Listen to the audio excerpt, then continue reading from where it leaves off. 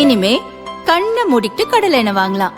ஏன்னா மந்த்ரா கடலை எண்ணெய் இதயத்தின் தயாரிப்பு. வறுக்க பொரிக்க ஏன் எல்லா சமையலுக்கும் மந்த்ரா தான். மந்த்ரா கடலை எண்ணெய், அபார ருசி, ஆரோக்கியமான உடல் நலம்.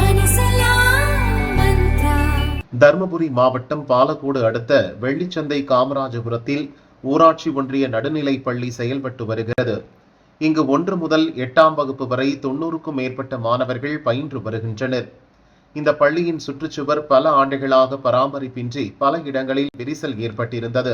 எந்த நேரத்திலும் இடிந்து விழும் அபாயத்தில் இருந்தது. சுற்றுச்சுவரை சீரமைக்க வேண்டுமென மாணவர்களின் பெற்றோர்களும் ஊர் மக்களும் கலெக்டர் மற்றும் அதிகாரிகளிடம் பலமுறை மனு கொடுத்தனர். ஆனால் சுற்றுச்சுவரை சீரமைப்பதற்கான எந்த நடவடிக்கைகளும் எடுக்கப்படவில்லை.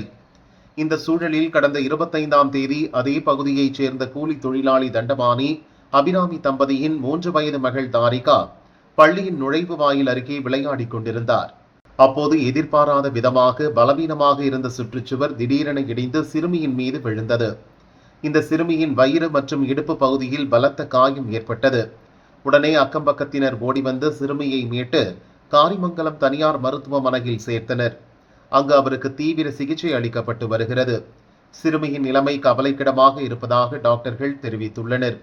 இச்சம்பவம் குறித்து சிறுமியின் பெற்றோர் அளித்த புகாரின் பேரில் பாலக்கோடு போலீசார் வழக்கு பதிவு செய்து விசாரித்து வருகின்றனர்.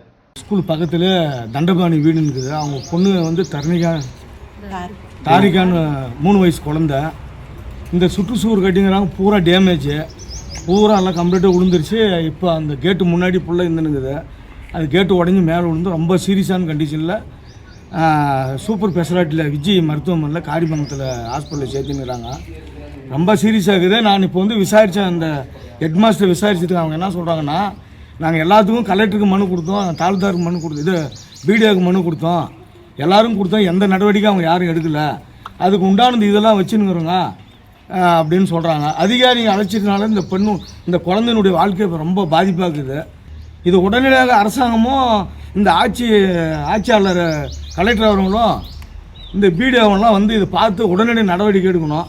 அப்படி நடவடிக்கை எடுக்கணுனாக்கா உடனே நாங்கள் எல்லாம் அனைவரும் இந்த அனைத்து சமுதாயமும் வாழ்கிற இந்த ஊரில் பெரிய ஒரு போராட்டத்தை நடத்துறதுக்கு நாங்கள் தயங்க மாட்டோம்.